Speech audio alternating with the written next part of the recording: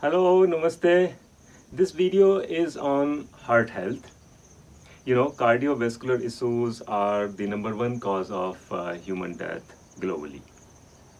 And despite all the progress that is being made in medical sciences, these deaths are only increasing. They are not only increasing, but the onset is now advancing. The issues that earlier used to happen in 50s or 60s are now happening in 40s, even 30s. And particularly after the COVID, there have been many cases of sudden cardiac arrests among young population. So now it is the time that we take the heart health seriously. In this video, we will talk about some basics of cardiovascular system, and also we will try to talk of those factors that can help us perfect our heart health. And this transport system is comprised of a pump, the heart, and then it is connected with number of blood vessels, and these are the ways through which things can go around the body. And then there is blood, which acts as a vehicle to carry the things. So there are many functions that this transportation performs, and it is so vital for the life that each cell should continuously keep on receiving this supply. If this supply is interrupted for more than a particular time, then the cells start dying. And this system has been designed very beautifully. You see, at different timings, you would have different requirements of supplies. Like if you are running or if there is some risk, then you would require to pump more oxygen to your muscles. You would require to send more glucose to your muscles. And then thereby the body enhances your heart rate so that the supply enhances. And for this reason, the blood vessels are designed being flexible. They are not rigid like bones, they are flexible, that they can expand in diameter. So when there is a need for more supply of the blood, then the more quantity of blood goes from there. And what happens over a period of time, that this system starts disturbing. The first disturbance is this, that these blood vessels start becoming rigid, and thereby they, rather than operating in a particular range of blood pressure, then the blood pressure starts fluctuating much more.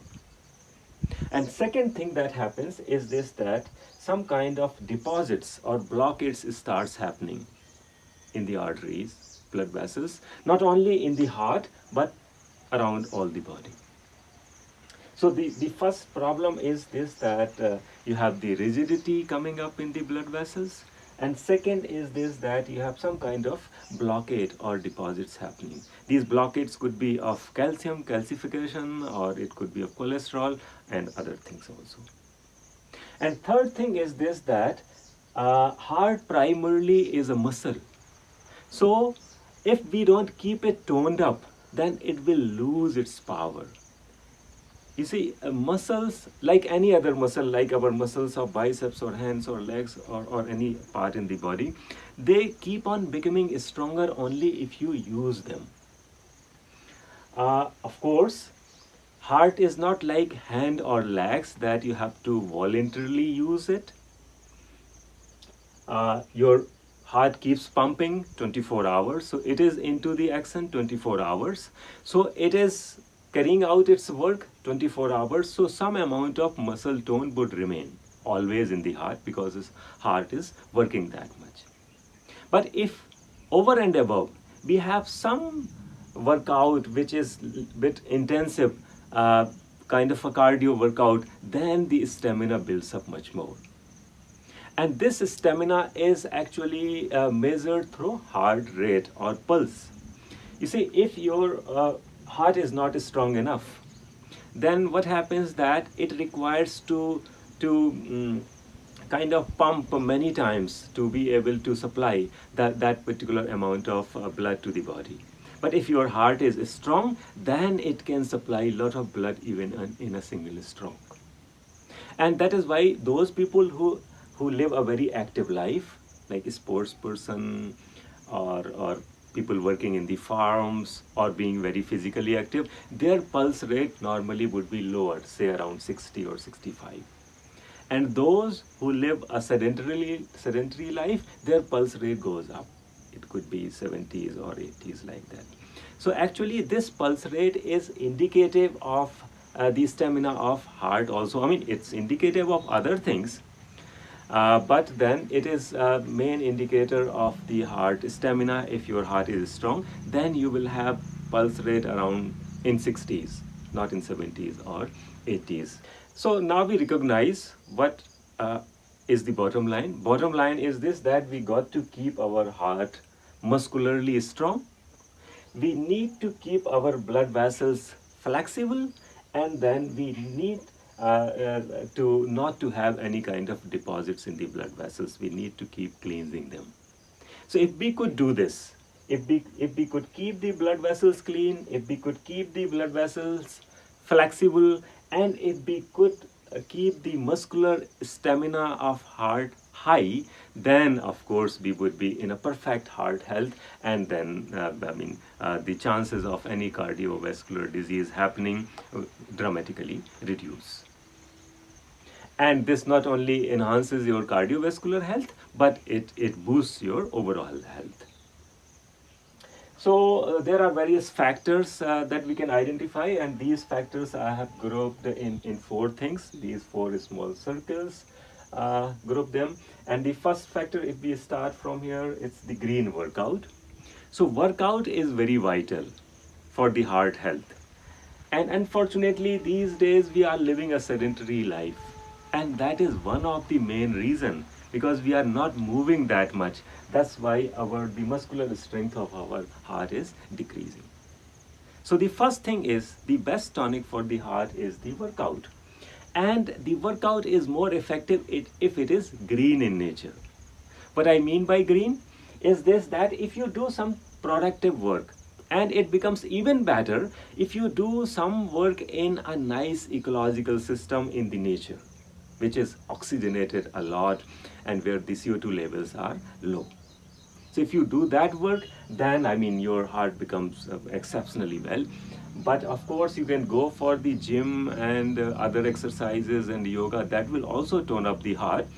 But the effect of green workout is much more, not only muscularly but psychologically also, because it eventually is more satisfying, because you are producing something, you are doing some productive work.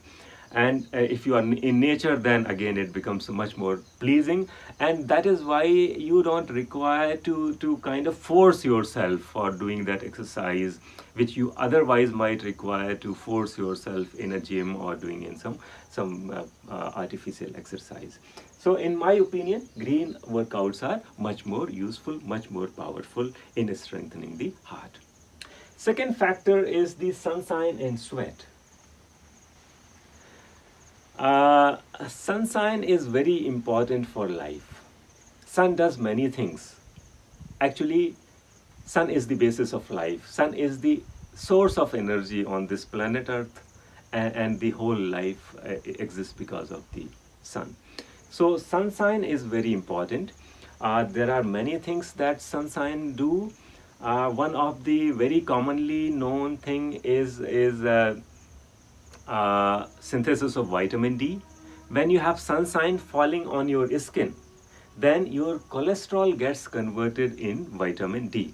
Actually, cholesterol is a starting material for vitamin D. There is only little difference in the chemical structure of the two molecules. And you see, what is the problem, biggest problem with the people these days? People have high cholesterol and low vitamin D. It is, most of the humans are now having this. High cholesterol and low vitamin D. And the missing factor is sunshine. Of course, second is this, that because we are too much indoor these days. Actually, the root cause of most of the human illnesses these days, the lifestyle diseases, is because of two things mainly. We having become indoor, and we having been living sedentary life. So, because we are mostly indoor, we are mostly clad, that's why our skin doesn't get contact of the sunshine. But if we expose our skin to the sunshine, then cholesterol gets converted in vitamin D. So both the things solve simultaneously. There is no need for anybody to take statins. There is no need for anybody to take vitamin D supplements in the form of a pill or a sachet or like that. You just need to expose yourself to the sun, and both the things will happen simultaneously. Your cholesterol will get converted into vitamin D, and thereby the chances of these deposits will cut down, they will reduce. Also, vitamin D has a lot of connection with the bone health, so your bones would be stronger, and vitamin D also has a connection with the depression. So if your vitamin D is up, your mood would be up, and having a nice mood also affects the heart health. If you are depressed, if you have anxiety, then also your heart health starts compromising. So sunshine is very important. Sunshine is converting your cholesterol to vitamin D. So you are balancing your cholesterol, and you are balancing your balancing your vitamin D, both the things simultaneously, and also you are improving your mood. And in addition to sunshine, sweat is also very important. You see, sweat is the main excretory route for the salts. So whatever salt we eat and whatever is the excess, that gets excreted by the sweat. And actually, sweat is the best medicine for hypertension, high blood pressure. And the sweaters we use these days, I mean, they were actually not primarily designed to keep you warm. They were designed to make you sweat. And in many countries, there is a very strong culture of sauna. And that sauna is primarily for the sweating, because sweating is so nice for cardiovascular health. So sunshine and sweat are very important. And in countries like India, there is tremendous sunshine, and the temperatures are like that you can sweat a lot. And you can have sauna for free. I mean, every place becomes like a sauna in some part of the year or for few hours. So you don't need to have extra sauna arrangement in places like India. I mean, the climate itself takes care of that, provided we go outdoor, we expose ourselves to the sun, and we also let our body sweat to some extent. We don't keep sitting in a space which is having air conditioning and live in an area where the temperature is controlled all the time. Now, the third factor for perfecting the heart health is hydration and pH. You see, the largest component in our body is water. We are made of water. Water is the elixir of life, but somehow we are getting dehydrated. Why we are getting dehydrated? There are two reasons. One is this, that we are drinking less water, maybe many people are drinking less. And second, we are consuming many things which are dehydrating, like all the caffeinated stuff, whether it is tea or coffee or cola. Wherever you have caffeine, caffeine pharmacologically is a diuretic, and it takes the blood out of your, it takes the water out of your body. So it dehydrates the body. Likewise, the alcohol also. Alcohol dehydrates the body. So consumption of any caffeinated stuff, caffeinated drink or alcohol, these two things dehydrate the body. So we got to drink enough water. And how much is the enough depends on the climate, whether you are living in, but as a rule of thumb, 2 to 3 liters of water is good enough. But of course, if you are on a diet like, say, raw fruit diet, and if you are consuming a lot of things like a lot of food which contains a lot of water, like watermelons, things like that, then of course you don't need to additionally drink that much of water. But in total, your water intake should be around 2 to 3 liters in a day. Because we got to have some water for the sweat, we got to have some water for the breath, we got to have some water for our potty, we got to have some water from our urine, and it's the water which will act as a vehicle also. So we got to keep our system well hydrated. Dehydration also accelerates the rate of aging. If we hydrate ourselves properly, then the rate of aging decreases, and also our skin remains young, because skin then doesn't lose elasticity. One reason why many people would have heart attack during the morning walks or in early hour of morning is because of this, because by the morning our body becomes quite dehydrated, because in night we don't drink water. So whatever water is there, a significant of our amount of water from your blood can go in the urinary bladder if you have not even urinated. So your blood is stickier in the morning, and many people have a habit of going on a morning walk after having a bad tea or having a cup of tea or coffee. So if instead of drinking water, what you drink in the morning is a caffeinated drink, then that is going to further dehydrate you. And that is why instances of people collapsing on a treadmill or in the gym or during the morning walk happens more, because their body is dehydrated. So we got to keep our body hydrated. We got to drink enough water, and then we need to keep in mind the quality of water, which is particular kind of TDS. We should take about TDS of about 250 to 500 is good for body. Low TDS water is not good for the body, and most of the bottled water comes at low TDS, because at low TDS water tastes better. And so that is another problem. That doesn't stay for long in your body, that goes out very fast. So we got to hydrate our body in order to perfect our health, so that our blood is not sticky. In addition to hydration, there is another very important factor, and that factor is of blood pH. Somehow, globally, particularly in cities, the blood is becoming acidic.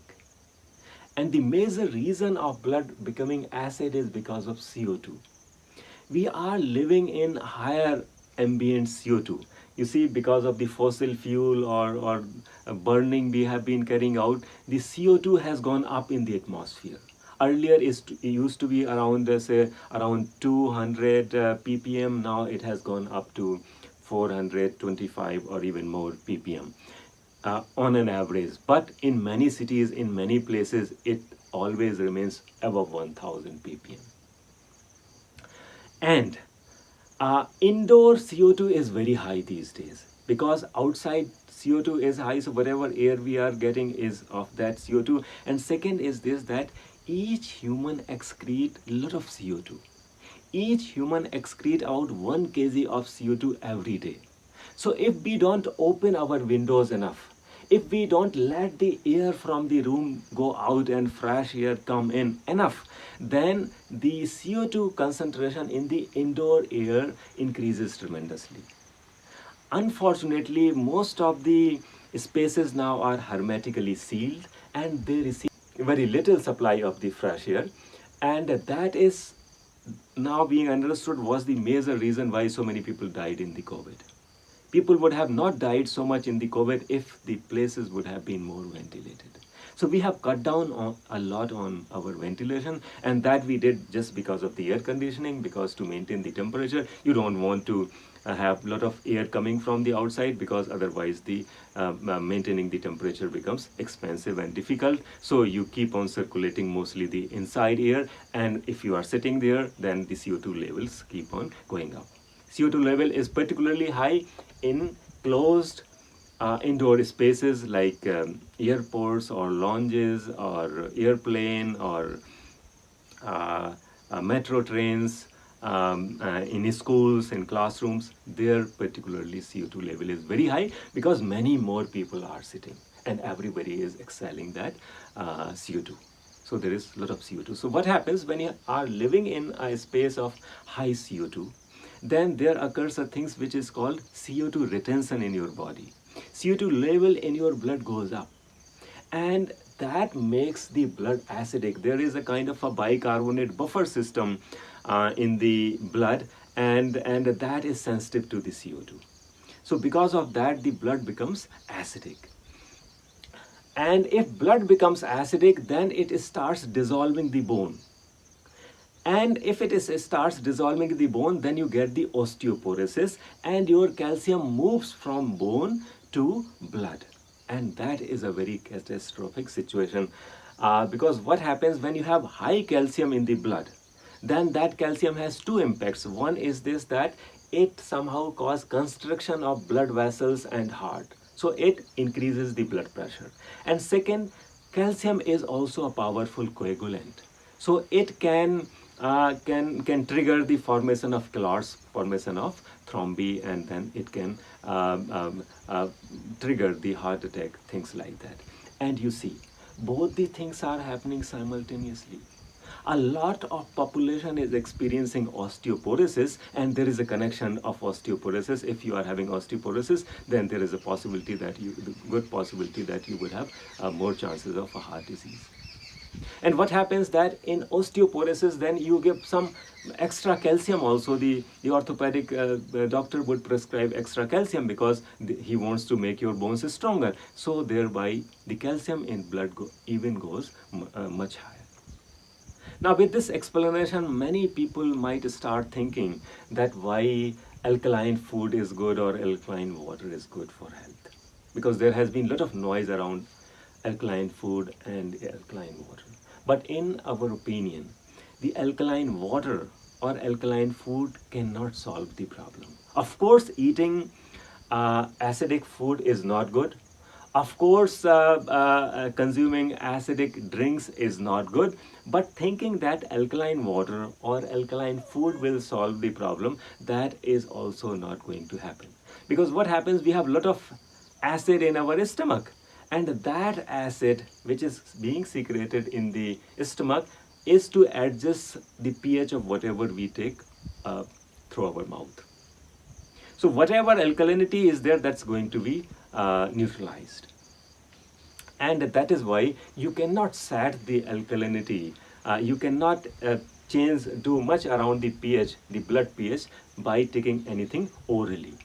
The only effective route is through breath, and it is that you got to breathe out your CO2, you got to release your CO2, and the best way of balancing your pH is spending some time in a forest, spending some time in a green space, because green spaces, the forest, they have very less CO2, because all the CO2 is being captured by the trees. So because of less CO2 there, you are able to release a lot of CO2 from your body and your pH balances. So the right way of balancing pH actually is not by consuming the alkaline food or alkaline water, but it is by going to the nature, by going in a forested space. Now the fourth factor is autophagic cleansing. Autophagy is in limelight these days after that Japanese scientist having won Nobel Prize on the autophagy. Autophagy relates to fasting, and it has been find out, and fasting has been there in human society right from the beginning. Many religions have a custom of long fast, and now it is being scientifically proven that fasts can reduce your aging process, and fasts are wonderful thing which can detoxify your body, which can clean your body, and which can rejuvenate or renew your body. So the fastest renewal, rejuvenation, and the cleansing of the body happens through the fast. Fast are the fast things. So if you go on an autophagic fast are usually a bit longer fasts, say say for a week or two or more. Shorter fasts could be called as intermittent fasts. They have their own importance, own role, but autophagic fasts are deep cleansing things, and they can bring out deep renewal and slow down the aging process a lot.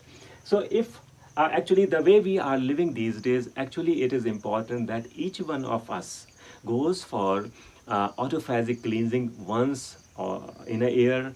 If not that, then maybe at least once in 2 or 3 years. So if we go on autophagic cleansing, all the blockades, all the clogs will go away. Likewise, the blood vessels becomes flexible, because a lot of renewal takes place in autophagy. So blood vessels becomes flexible, and autophagy is a wonderful way of boosting your heart health. Not only the heart health, but the overall health. This also makes your immunity sharpens. So this helps in many ways.